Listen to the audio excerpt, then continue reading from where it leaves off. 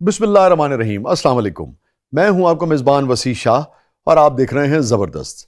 नाज़रीन, आज हमें एक ऐसे कपल ने ज्वाइन किया है जो दोनों अपनी अपनी जगह अपने अपने शोबों में महारत रखते हैं। दोनों ने पाकिस्तान का नाम रोशन किया है अपने अपने शोबों में और दोनों नेशनल और इंटरनेशनल स्टार्स हैं। हमारे साथ मौजूद हैं फ़रज़ाना आकिब साहिबा, और फ़रज़ाना जो हैं वो तकरीबन 80 किताबों की मुसन्निफ़ा हैं, शायरा हैं, नॉवेल्स लिखे हैं इन्होंने और ह्यूमन राइट्स के लिए बहुत काम करती हैं, किसी तारुफ की मोहताज नहीं है। Welcome to the show Farzana, thank you for coming. और हमारे साथ मौजूद हैं पाकिस्तान की शान, पाकिस्तान की आन, और इनकी मेहनत ने, इनकी कमिटमेंट ने पाकिस्तान क्रिकेट टीम को भी बहुत कुछ दिया है। जी हाँ, लाहौर कलंदर्स की भी जान है ये, one and only Aqib Javed. Welcome to the show Aqib. आप चूँकि एक बहुत ही ज़बरदस्त किस्म के फेमिनिस्ट हैं, इसलिए मैंने मुनासिब समझा कि आज हम तारुफ जो है वो हम फ़रज़ाना से हम आगाज करें ना, और होना भी यही चाहिए। बिल्कुल ऐसे ही होना चाहिए। अरे आपने मुझे नहीं पहचाना, मैं आप ही की तो कबीले का हूँ। अच्छा, जिल्लाहट लखनवी मेरा नाम है। अरे क्या कहने, मैं तो आपका शागिर्द होने आया हूँ। आप बल्ली मारा के मोहल्ले में हमारे हमसाए में रहा करते थे। क्या पहचान नहीं, बिल्कुल पहचान नहीं है आप। यहाँ मिर्जा थे बराबर में, आप थे साथ ही हम थे। बिल्कुल। ते मिर्जा दी टोपियां तो हुंदा सी। आप तो मैं कहता खास तौर पे आकिब ਅਸੀਂ ਤੇ ਲਾਹੌਰ ਕਲੰਦੜ ਅੱਲਾਹ ਦੀ ਮਿਹਰਬਾਨੀ ਦੇ ਨਾਲ ਆਕਬ ਜੀ ਸਾਹਿਬ। वैसे मैं राणा फवाद साहब ਦਾ पहले शुक्रिया अदा करना चाहना, वो 2 साल तो नहीं आए तो टीम आगे निकल रही। अच्छा आकिब, हमने जहाँ से बात शुरू की थी, पॉलिटिकली इतना करेक्ट होना बहुत कम मैंने लोगों में देखा है। आप दोनों में ही है, मगर आकिब के हवाले से तो बहुत ही मैं हैरान रह जाता था। अच्छा, इसलिए भी हैरान रह जाता था कि हमारा एक तासुर है कि भाई इनका बुनियादी शोबा नहीं है।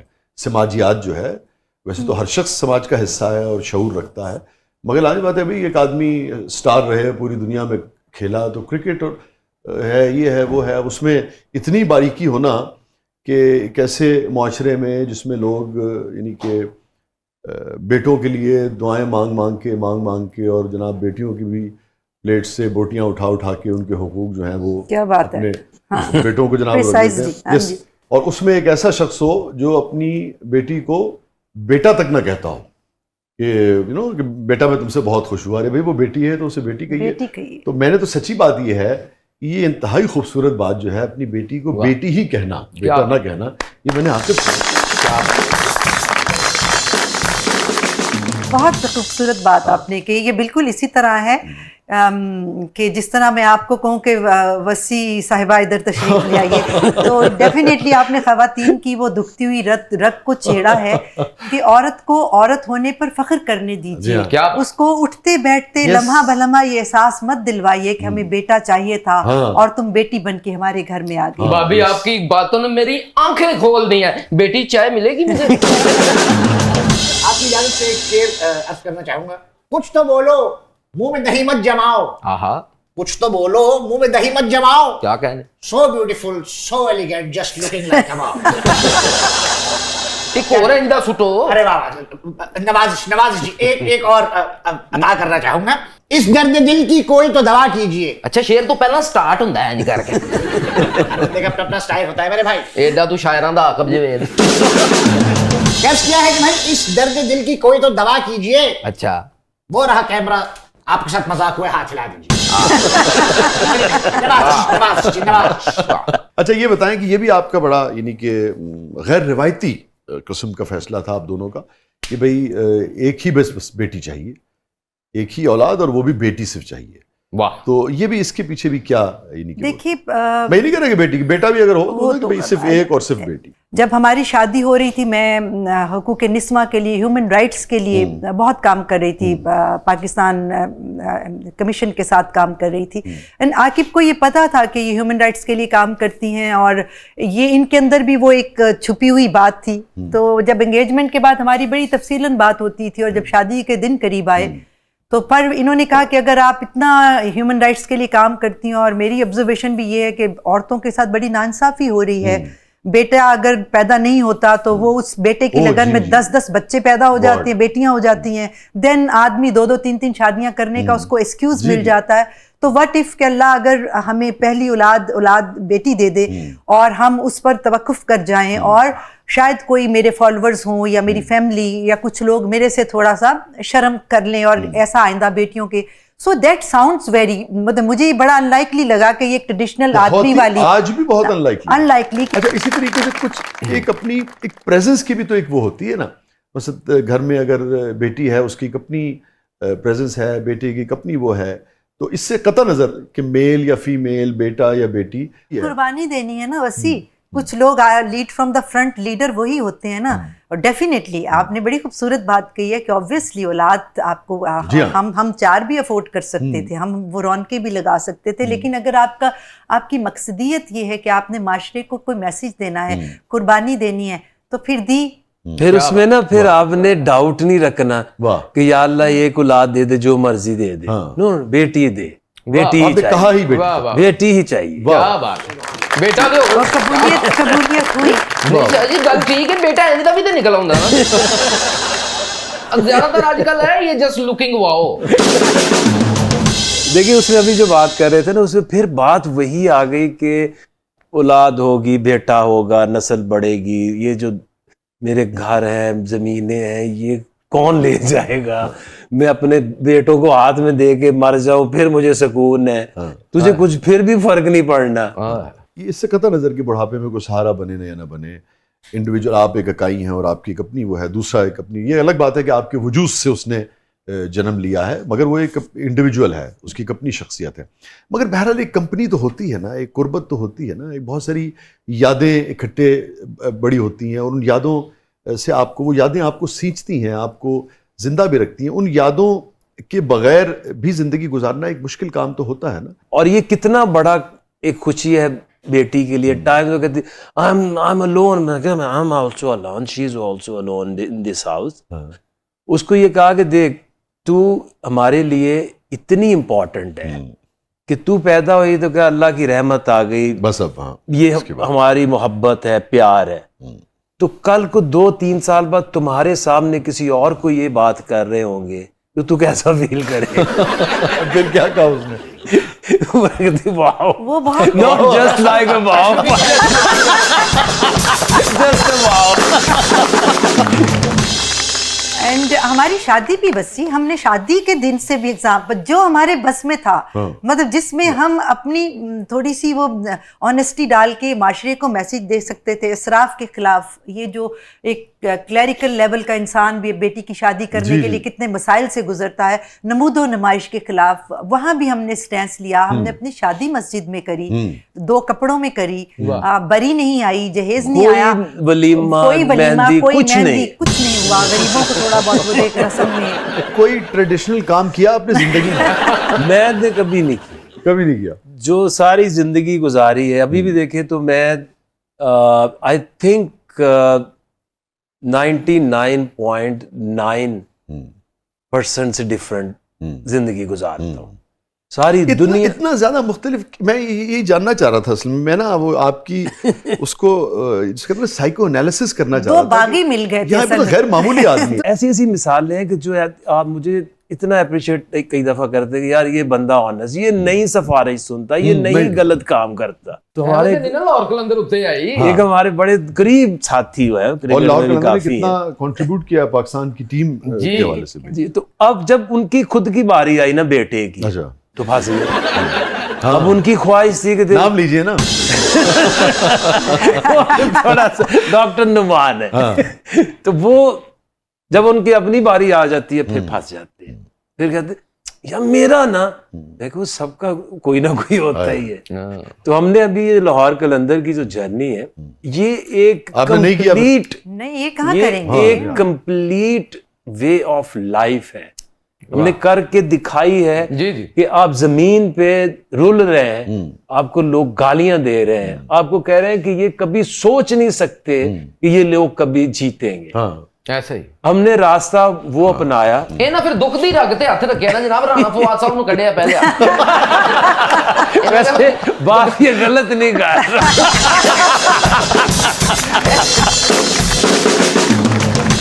अच्छा, आप जो गैर रिवायती किस्म की सोच के मालिक हैं जिंदगी के हवाले से, ये जो अमूमन हमारे माशरे में मर्दों का एक रुझान पाया जाता है और अमूमन लोग ये समझते हैं कि भाई ये लाजमी हो गया है, यानी कि उसको फ़र्ज़ लोगों ने करार दे दिया है, ये दूसरी शादी और तीसरी शादी, और मर्द के हवाले से भी उसको तो सारे जहान की आज़ादियाँ जो हैं वो हासिल हैं। इसके बारे में आपकी क्या राय है? देखिए वो तो एडवांटेज लेता है ना जो इस माशरे में एक सिंबल के तौर पे। दूसरी तरफ देखिए आपकी अगर वाइफ दूसरी तीसरी शादी करे फिर क्या करेंगे? हाँ नहीं, वो क्या ही दबे दे मैं तो इस कॉन्सेप्ट के खिलाफ हूँ। यू नो मेरी तो यही ख्वाहिश थी जो कि एग्जैक्ट पूरी हुई। 92 में जब वर्ल्ड कप जीत गया तो काफी मशहूर हो गया। ਤੁਸੀਂ कैच फड़िया है। हाँ, फिर वो रिश्ते भी आने शुरू हो गए। तो माँ को मैंने कहा माँ ये काम मैं खुद ही करूंगा और शादी वाला। हाँ, और मैं ये ना कुछ 98 में शादी करूँ। ये ना माई नु कहना कि एक कैच भी मैं आप ही अच्छा, फड़ाऊंगा। अब उसमें जो एक और चीज थी वो मैं बीच में ये था कि देखिए पसंद की शादी होनी चाहिए। हाँ। और आपको जो चीज लड़की कम से कम आपको जो आपका बैक ऑफ द माइंड एक खाका होता जो भी है आपके साथ वो मिलता है तो आप कहते हैं लव एज फर्स्ट साइड। हालांकि वो काफी सालों से आप लेके फिर रहे हो। फर्स्ट साइड जो आप पता नहीं कब से लेके फिर रहे हो वो फर्स्ट साइड जो आप जगह जगह डाल चुके हो। अच्छा, तो इसका मतलब है कि अब ये जो इनके जो ख्यालात हैं तो अमूमन आपको तो फिर कोई इनसे वो नहीं होता होगा, जैसे होता है कि भाई फलाना को देख लिया मोहब्बत से या कोई अच्छा लग गया या दूसरी शादी का तो इनका वही नहीं है, तो आपको तो बिल्कुल किसी नौयत का शक तो नहीं होता होगा या उसके बावजूद भी होता है? भाई पता नहीं लगन देंगे भाई।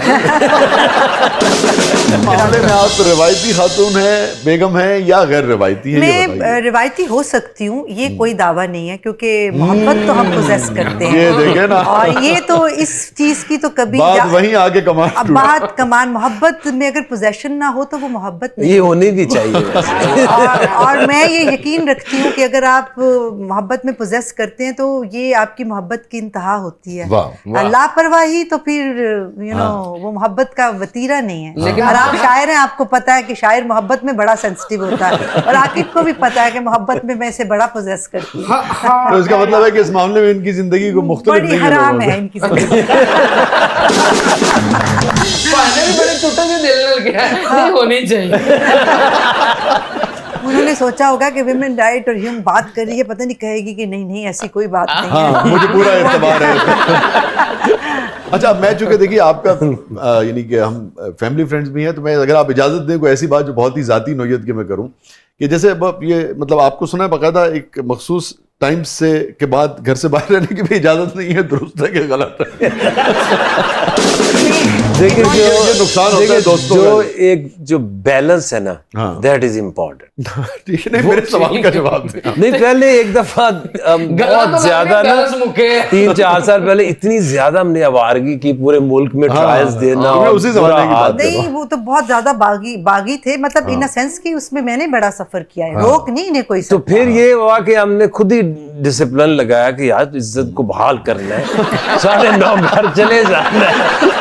लेकिन बैलेंस इज वेरी इंपॉर्टेंट। अगर आप यकीन करें कि आपने लगाया या आपसे कहा गया कि 9 बजे घर मगरिब की अज़ान घर में होनी चाहिए? उसको हक है, वो लगा भी सकती है। और ये मेरी समझ आ रही है कि बेइज्जती से पहले ही बंदा स्मेल कर ले, सेंस कर।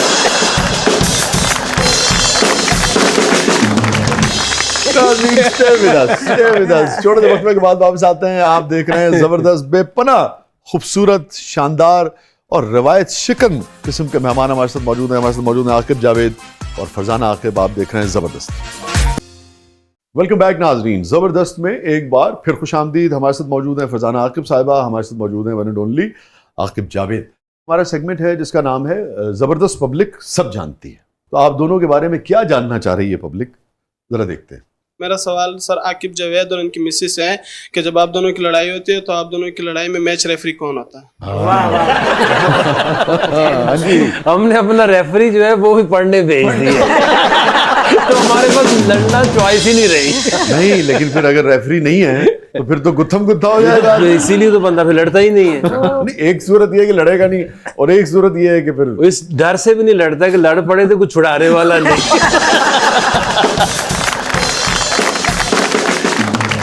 जी देखते हैं पब्लिक और क्या जानना चाहती है।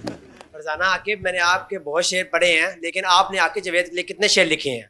मेरे पे सबसे पहला इल्ज़ाम ये था, जो मेरी पहली उर्दू शायरी की किताब थी, कि मुझे सारी दुनिया ने आके कहा था कि ये किताब नहीं, मोहब्बत नामा है आकिब का और तुम्हारा। और अब जब वो मोहब्बत नामा सूफी शायरी में बदल गया और अल्लाह के साथ अटैच हो गया है, तो अब ये इस तरह के सवाल आने लग गए। तो इश्क मजाजी यानी कि इश्क आकिब आपको इश्क हकीकी की तरफ ले गया। आगे जा चुकी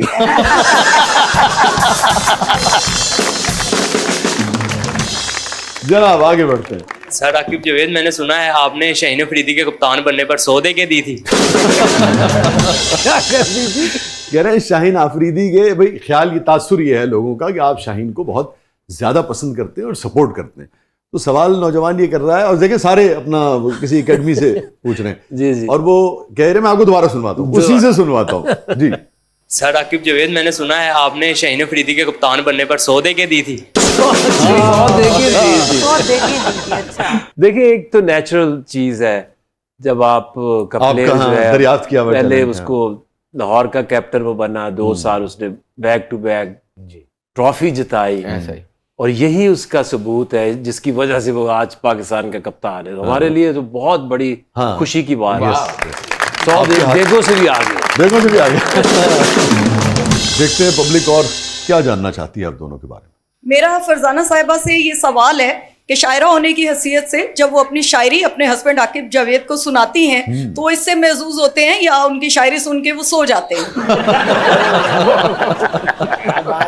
अब ये वाला जवाब मेरा ख्याल है आकिब दें तो ज्यादा भाग जाता हूँ। लेकिन देखिए, ये सर अब आप जाती कर रहे हैं सर हमारे कबीले के साथ। देखिए, नहीं सर, हम आपकी एक एक बॉल को एंजॉय करते हैं, आप कह रहे हैं हम भाग जाते हैं। नहीं, मैंने देखे शुरू में फरजाना देखिए आपके साथ खड़ा हूं इस मामले में। नॉवल भी पढ़े, लोगों को आइडिया नहीं है कि हमने कितना मिल के पढ़ा हुआ है। आप तो बाकायदा डरते हैं। नहीं तो ये सच्चाई है। मैंने दे के पढ़ाया है, और एक खिलाड़ी को लिटरली बंदा बनाने में कितना काम किया होगा। 7 साल जी ट्यूशन पढ़ा। मैंने नॉट ओनली कि अपना इनको थीसिस देती थी कि पढ़ के हाँ, मुझे राय दो, बल्कि जो मेरी कलेक्शन होती थी, बड़ी बड़े नॉवेल में लाती थी, नोबेल लॉरिएट्स और वो, तो वो इनको देती होती थी, तो ये मुझे मुतासिर करने के लिए पढ़ते थे। तो जब ये कोरोना के बाद जिस तरह उतर रहा, जिस तरह हर साल 11 किताबें, मैं कही ये इतना मैं नहीं पढ़ सकता। शायरी मैंने पढ़ाती नहीं, क्योंकि इन 3 सालों में एक साथ 6 माह बाद 12 किताबें आई हैं। 24 किताबें पर ईयर मैंने दी हैं। तो मुझे खुद भी नहीं पता लगता कि मेरी 60 किताब दुनिया में हो गई, गिनीज बुक में नाम आ गया। तो थैंक यू। मुझे तो अगर ये कॉपीराइट ना हो तो मुझे तो खुद भी नहीं पता होता कि रोज की मैं 30-40 नज़म लिखती हूँ। तो इनको पढ़ाना तो बहुत दूर की बात। जी, देखते हैं कि पब्लिक और क्या जानती है और क्या जानना चाहती है आपके बारे में। मेरा आकिब जावेद से सवाल है कि उन्होंने फरजाना आकिब के खाने की कभी झूठी तारीफ की है? वो खाना पकाएगी तो तारीफ होगी। खाना वो बनाते नहीं, हम 5 साल दुबई रहे थे। I was with ICC academy और यूए का हेड कोच था। आपको पता, जब आप बाहर रहते हैं तो वहाँ ज्यादा खाना आप बनाते हैं, क्योंकि बाहर से कितना खा लेंगे। हाँ, फिर आपको तो फिर कई दफा जो मेरी बेटी है उसको भी मेरा खाना पसंद आता है, तो कई दफा फैरी को जोश चढ़ता था, आज मैं जो है ना तुम लोगों को खाना खिलाऊं, तो हम हाथ जोड़ देते थे। और ये मैंने बात सुनी है कि ये जरदारी साहब ने भी कहा था। वो कहती कि ऐसा क्या टाइम आता क्या जब आप बहुत मुश्किल टाइम आ जाए बेनज़ीर साहिबा की तरफ से, कहती थी जब हमें पता चलता था कि आज वो खाना बनाने वाली है, तो हमारा भी यही हालत है, माफ कर दो नहीं बनाओ। जी, आगे क्या जानना चाहती है पब्लिक? मेरी फरजाना साहिबा से रिक्वेस्ट है कि वो आकिब जावेद साहब के लिए कोई शेर सुनाए। अभी सुना दूं? आप हैं और आपके वो जो सबसे पहली किताब थी जो मैंने कहा कि वो पूरी इनकी नजर थी, उसका इंतसाब भी था। ना कोई सतवते शाही, ना कोई तशहीरे वफा, वाह, ना कोई महल मिनारा, ना फसीले ना हसार, क्या तुझे दान करूं, बस ये 2 हर्फ मेरे और कुछ चंद अशार। क्या फूल पेश कीजिए, फूल लाओ। कहीं नहीं जाइएगा, थोड़े से वक्त बाद वापस आते हैं। हमारे साथ मौजूद है आकिब जावेद, हमारे साथ मौजूद है फरजाना आकिब। आप देख रहे हैं जबरदस्त। वेलकम बैक नाजरीन। जबरदस्त में एक बार फिर खुशामदीद। हमारे साथ मौजूद है आकिब जावेद साहब, फरजाना आकिब साहिबा। और आकिब भाई, हमारा अब जो सेगमेंट है उसका नाम है फरजाना बूझो तो जाने।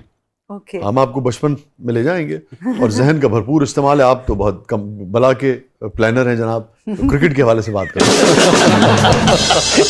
आप हमने पकड़े जाने, आप हमारी ना आर्टिफिशियल इंटेलिजेंस में पकड़े जाने। तो रिडल्स जो पहेलियां जो है ना वो, तो जरा देखते हैं पहली रिडल। अच्छा भाई, आप दोनों गए एक बहुत ही एक खूबसूरत इलाके में गए हैं और अगले दिन जो है इन्हीं के तकरीब है फरजाना की 13वीं किताब की रूनुमाई है, ठीक है, नेक्स्ट जो है ना, और वहाँ पे आप स्टक हो गए हैं। आप हेली के ज़रिए गए थे और मौसम बहुत ख़राब है और अब आपने जनाब फरजाना को भी यहाँ से निकालना है और ख़ुद भी निकलना है, पहुँचना भी है, वरना बड़ा गड़बड़ हो जाएगी, ठीक है ना। आपके पास 4 रास्ते हैं, नॉर्थ है, साउथ है, ईस्ट है और वेस्ट है। किस तरफ आप जाएंगे? यही रास्ता, क्योंकि बीच के जो रास्ते हैं उनमें जंगल पड़ता है और उसमें जंगली जानवर हैं, सांप हैं, बिच्छू हैं, तो वहां से आप नहीं जा सकते। तो आप नॉर्थ से जा सकते हैं, मगर नॉर्थ की तरफ प्रॉब्लम यह है कि एक सुपर मैसिव ब्लैक होल जो है ना वो है। तो क्या आप यहाँ से आप फरजाना एस्केप कर सकते हैं कि नहीं? और अगर आप साउथ की तरफ जाएं तो वहाँ समंदर है। हाँ, आप देख सकते हैं वो लेक है और उसमें व्हेल शार्क्स, व्हेल शार्क्स। और अगर आप वेस्ट की तरफ जाएं तो एक इतनी तवील और गहरी खाई है जिसको आप किसी रस्सी से, किसी चीज से भी क्रॉस नहीं कर सकते, ठीक है। किसी किस्म की सवारी कोई चीज आपके पास है नहीं, सेल फोन्स काम नहीं कर रहे हैं। अगर आप ईस्ट की तरफ से निकलना चाहें तो स्काई हाई माउंटेन जो है एक वहां पे मौजूद है, वो भी जनाब आपको क्रॉस करते करते भी कुछ 4 दिन लग जाएंगे। इतनी देर में तकरीबे रूनुमाई जो है वो गुजर जाएगी और ये जनाब फरजाना बर्दाश्त नहीं कर सकते। इन्हां दे लोकां दे घरां च लड़ाई कराने दा तरीका। आप इन्हें लेके आए थे तो आपका ही फर्ज है इनको जनाब पहुंचाना तकरीब में। तो आप बताइए कौन सा रास्ता इख्तियार करेंगे कि आप दोनों जो हैं वो महफूज तरीके से पहुंच सकें तकरीब में? देखिए, वो नॉर्थ ब्लैक होल तो आसमान के ऊपर होता है ना, जमीन पे तो नहीं होता। ये शायर लोग ने ना थल्ले भी बना लेते। वो है बस। हाँ, मतलब आप इसको खाई समझ लीजिए। सोचने की ये बात है कि आप चारों तरफ जा नहीं सकते, तो मतलब आप वहाँ आ भी नहीं सकते। नहीं, आप आए हेली से थे। अच्छा, हेली से थे, मौसम खराब हो गया, मौसम खराब हो गया, हेलीकॉप्टर का पेट्रोल भी खत्म। इसका एक लॉजिकल जवाब है। आप समझे कि 2 तरफ खाई है, ठीक है ना। चलिए, ये बात इनकी दुरुस्त है टेक्निकली कि ब्लैक होल्स तो ऊपर होते हैं ना, मगर ये एक बहुत ही गहरी खाई है, नॉर्थ पे भी, वेस्ट पे भी, ठीक है, और ईस्ट पे एक बहुत बड़ा वो है और इधर व्हेल शार्क्स है। और उधर पहाड़ है जी। इतनी मुश्किल जगह से कोई शायर ही गुजर सकता है। तो वो एक सड़क से फिर उतर के जंगल। हाँ, ये जंगल का एरिया है, इसमें जंगली जानवर हैं, सांप हैं, बिच्छू हैं। आप वैसे एक बात बताइए, यहाँ करने क्या है? आगे सब सोच रहे हैं किताब भी रूनुमाई तो फिर भी हो जाएगी, लाहौर कलंदर का की बनेगा। तो वो टाउन के अंदर हमें उतारा गया तो तकरीब टाउन में ही होगी ना? नो, तकरीब तो इससे बाहर है, बाहर है। तकरीब गार्डन टाउन में है। टाउन से निकलना पड़ेगा। और कलमा चौक ज़ेरे तमीर।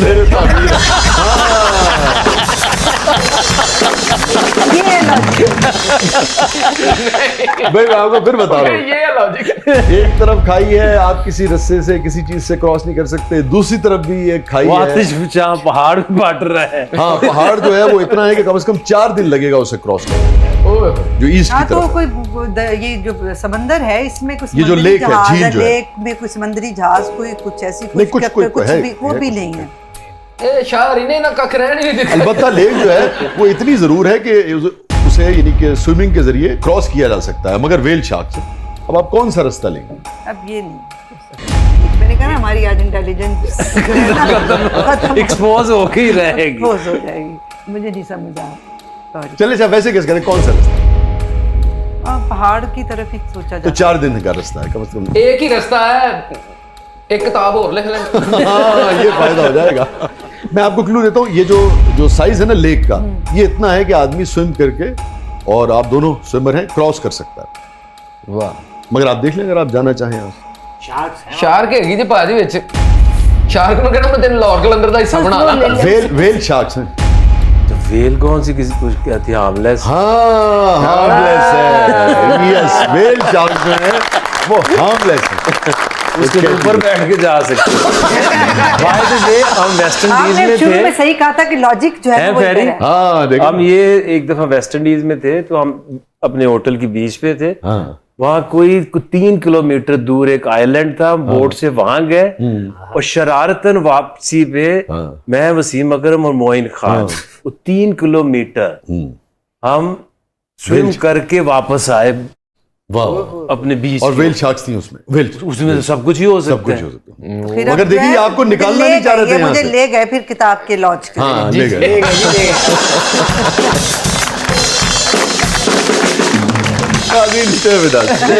छोटे से वक्फे के बाद वापस आते हैं। हमारे साथ मौजूद हैं आकिब और फरजाना। आप देख रहे हैं जबरदस्त। वेलकम बैक नाजरीन। जबरदस्त में एक बार फिर खुशामदीद। हमारे साथ मौजूद हैं आकिब जावेद साहब, हमारे साथ मौजूद हैं फरजाना आकिब साहिबा। एक तो मैं चाहूँगा कुछ आप सुनाइए हमें, फिर जो आपने एक बड़ा कमाल का काम किया है, मैं समझता हूँ अल्लाह ताला की अता है वो सीरत के हवाले से, वो भी ज़रूर आप शेयर कीजिए हमारे साथ और नाज़रीन के साथ। किताबें जिनमें 2 मुकम्मल हो चुकी हैं और जिनका लॉन्च अगले माह अबू धाबी में होगा, पाकिस्तानी एम्बेसी करेगी। एक किताब जो फाइनल है, जो मेरी सबसे बड़ी इंडिवर होगी, जिसके बाद मैं समझूंगी कि अल्लाह ताला ने मुझे रिवॉर्ड दिया, वो हुजूर की सीरत पर वो पूरी किताब है मोहम्मद के नाम से। और उससे पहले 2 किताबें हैं, एक 99 miracle of love which is 99 name of Allah, उसके ऊपर शायरी कर दी है। डेजर्ट ड्यून एंड डिवाइन, जिसमें इस्लामिक कल्चर के ऊपर हेरिटेज पे लिख दिया। और थर्ड जब हुजूर की सीरत की किताब आएगी तो इंशाल्लाह पाकिस्तान दुनिया को ये 3 किताबें, यूनिक किताबें दुनिया को पेश करेगी। क्या आकिब और फरजाना, हमारा सेगमेंट है गुगली, इसका नाम है। हाँ, शाह साहब रुकिए, गुगली बाद में कर लीजिएगा, मैं जरा पहले चुगली कर लूं। मेहरबानी आकिब साहब, आपकी नजर करना चाहूंगा। अर्ज किया मैं कि गरीबों को गले लगाने की कायम रिवायत कीजिए। क्या कहने, अर्ज करने से पहले ये जरूरी था, स्टाइल होता है मेरे भाई। चलो, गरीबों को गले लगाने की कायम रिवायत कीजिए। आकिब साहब इतने प्लॉट बांटते हैं, एक मुझको भी इनायत कीजिए। आपको काम भी तो ऐसा करे ना। ऐसे लोग हमेशा एंड में पैसे मांग लेते हैं।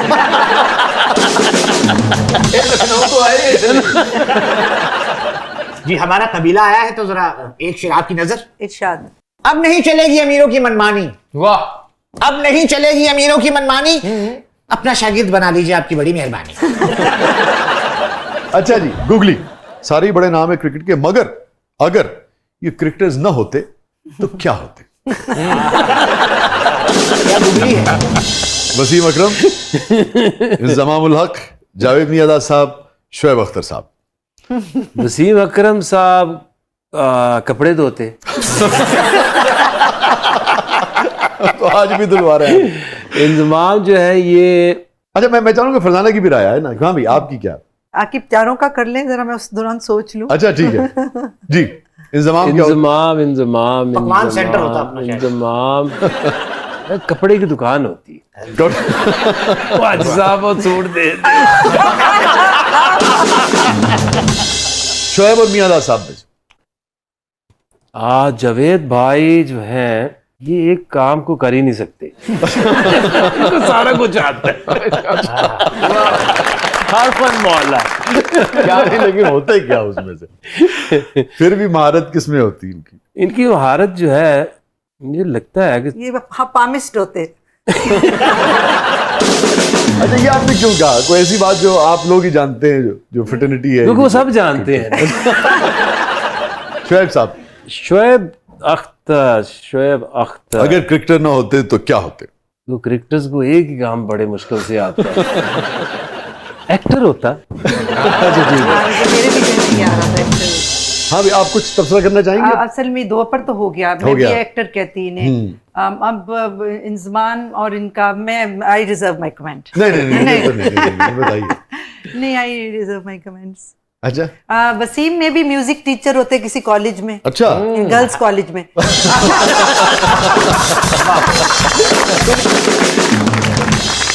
अच्छा जी, ये अगेन आपके 4 कोलीग्स हैं और चूंकि सब आप एक दूसरे को जानते हैं तो आदतों का भी पता होता है ना। तो अगर आप अब ये खास तौर पे आपसे है, चूंकि आप में हमें ज़्यादा जानते हैं, अगर आप भी इस पे को राय देना चाहें कि आप गए, आपने अपनी गाड़ी खोली और आप गाड़ी में बैठ गए तो आपको एहसास हुआ कि ये आपकी गाड़ी नहीं है, तो आपको कैसे पता लगेगा कि उस गाड़ी में कौन सी चीज़ है जिससे पता लगेगा कि ये गाड़ी फवाद राना साहब की है मोइन भाई की है, वकार यूनुस साहब इसमें की मैं भी है, क्या बोलना या चाहूँगी, रमीज की? मैं भी बोलना हाँ चाहूँगी। जरूर, यानी कि कहते ना कि पहचान होती है ना, जैसे आप आएंगे तो मशवरा कर मैं- लेते हैं। मैं- अच्छा, गाड़ी में कौन सी ऐसी चीज होगी? स्कार्फ होगा गले का, जो पिछले दिनों में देख रही हूँ बहुत बांध रहे हैं। वो रमीज का यही कह रही है कि वो मैंने उनको नया ट्रेंड देखा है, पिछले दिनों शो था आकिब के साथ, तो इकट्ठी बड़े हम कर रहे जैसे अभी थे। आपका पॉकेट में रुमाल था, तो वो बड़े कलरफुल स्कार्फ हाँ, बांध रहे थे। हाँ। तो मेरा ख्याल है गाड़ी के अंदर हमें कोई एक आध स्कार्फ मिल जाएगा, तो आपको पता लग और जाएगा कि ये रमीज की या गाड़ी है। ये वो गाड़ी रमीज राजा की है या देव आनंद की है।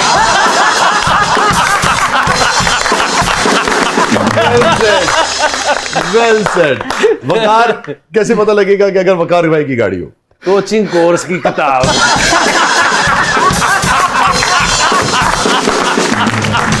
आपको बहुत सारे फोन आने वाले हैं, चलते साथ में। वही मैं छेड़ रहा था पिछले दिनों। अच्छा जी, कैसे पता लगेगा कि जिस गाड़ी में आप बैठे हैं वो आपकी नहीं है, मोइन खान की?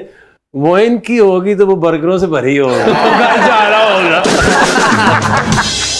राणा साहब, राणा इनके लिए कि वो साहब ऐनक वाला जिन करते थे ये हाँ, ड्रामा, किया उस पर करते ये थे। बड़ा, और फिर ये वो शायरी भी तो बहुत- बिल बतौड़ी बैठी होंगी तो पता वही- लगेगा राणा साहब की।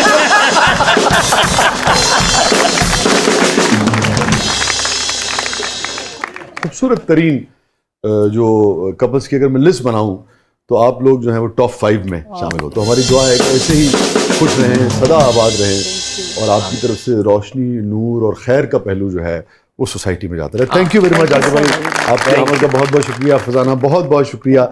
नाज़रीन, ये था आज का ज़बरदस्त। इजाज़त दीजिए, अल्लाह हाफिज़।